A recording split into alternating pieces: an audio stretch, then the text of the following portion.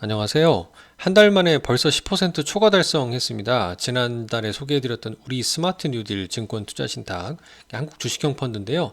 10% 초과 달성했기에 차익 실현한다는 기쁜 소식 좀 전해드리고, 연초 후에 60% 이상 올랐던 최근 그 의결권 분쟁 논쟁의 가운데 있는 SM도 많이 들어있는 거를 좀 볼 수 있었는데요.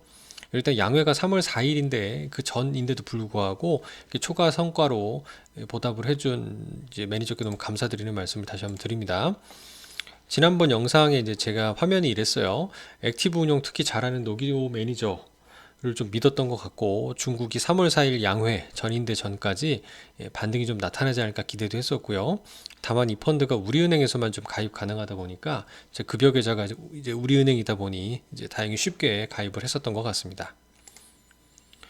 이 빨간색이 기준 가격인데요. 거의 한 15% 가까운 연초 이후 좋은 성과를 좀 보여주었습니다. 2월부터는 코스피 지수가 좀 횡보하는 모습을 좀 볼 수 있어요. 그러니까 그 이유는 원화가 급격히 강해졌던 부분들이 이제 2월부터는 되돌림, 급격하게 다시 상승하는 약세 전환이 되면서 외국인 순매수가 멈췄기 때문이고요.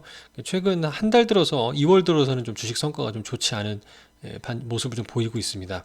주식 보유 탑10은 이게 이제 정보 취득이 좀 어려워서 이제 11월 기준으로 이런 플랫폼에 소개된 거를 따가지고 왔는데, SM을 이제 투자 수익 실현하고 나오셨는지 현재 기준으로 알 길은 없지만 SM이나 이제 NC라든가 이렇게 컨텐츠 관련된 주식들이 많이 들어 있었고, 이 부분들이 올해 매니저 입장에서의 어떤 전략적인 종목 업종의 트렌드였었는데요. 오히려 전기차 관련된 배터리는 조금 줄이고 관련된 이런 컨텐츠와 인터넷 쪽에 집중하겠다고 하셨는데, 이 SM이라는 또 의결권 이 논쟁 또 싸움까지 붙은 주식까지 가세하면서 큰 수익이 났습니다.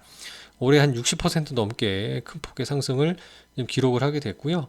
다만 최근 SM과 하이브가 이런 주총을 앞두고 의결권 확보 전투가 이제 기사에 속속 나타나는 걸 보면은 여기서 주가가 좀 더 올라갈 수 있는 여지도 이제 상존하지 않는가라는 생각도 여전한 상황인 것 같습니다. 현재 국내 증시 상황을 간략하게 살펴보면 이런 기사가 눈에 들어옵니다. 환율과 이런 밸류가 좀 부담이다. 그리고 단기 조정 속에서 중국의 기존에도 말씀드렸던 4일날 예정된 양회에 주목하자는 얘기고요. 이 부분 본문을 좀 더 자세히 살펴보면 좀 글자가 작아서 제가 말씀으로만 몇 가지 요약으로 드려볼게요.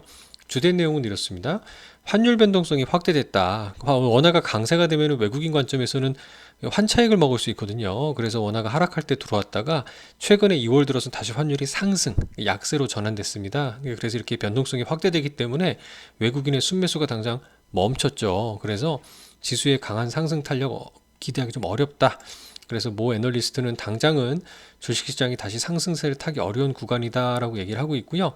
다만 3월 한 중순 전까지만 살짝 보류를 했다가 이후에 4일날 예정된 중국 양회에 있어서는 중국발 정책 기대감이 커질 수 있기 때문에, 특히 중국의 국정 운영 방침이 정해지는 연례 최대 정책 행사다, 가장 중요하다고 얘기를 하기 때문에 이런 부분들은 결국 중국발 정책 기대감이 고조될 것이라는 거예요. 그러니까 이런 걸 감안해 봤을 때는 일단 현재 시점에서 한번 끊어주는 것도 필요할 것 같기는 해요. 환율 면에서 외국인 관점에서 더 하락해서 환차익이 기대가 되는 상황이 오기 전에는 아직은 매력적이지 않을 수 있다는 거죠. 이미 작년 말부터 많이 샀다라는 반증이기도 하고요. 그래서 현재 환율을 좀 살펴봤습니다. 이게 긴 장기 차트인데요. 작년 한 해를 보시면 환율이 이상 급등을 합니다. 1,400원 이상 올라간 거고, 환율은 여러 가지 요인이 있지만 원화와 달러와의 유출입에도 영향을 많이 받는데요. 이때 환율이 떨어지면서 외국인 투자가 많이 늘어났다가 다시 최근 많이 반등한 게 여기서 나타나시죠. 다시 이게 하락하는 방향으로 떨어지면 환차익이 기대되니까 많이 들어올 텐데, 현재 기준으로 우리나라 무역 수지가 좋지 않다, 계속 적자 행진이다, 사상 최대 무역 적자다, 이런 기사를 많이 보기 때문에 환율이 올라갔으면 올라가지 떨어지기에 쉬운 환경은 사실은 아닌 것 같습니다. 그래서 제 판단에도 일단 차익 실현한 다음에 3월 4일 날의 양의 결과, 정책 기대감이 기대가 되는지, 그리고 환율 방향성이 어떻게 잡히는지 조금 안정화되면서 하방으로 내려올 것 같다 라고 판단이 들면은 좀 그때 다시 사보면 어떨까라는 생각을 가지고 있습니다. 감사합니다.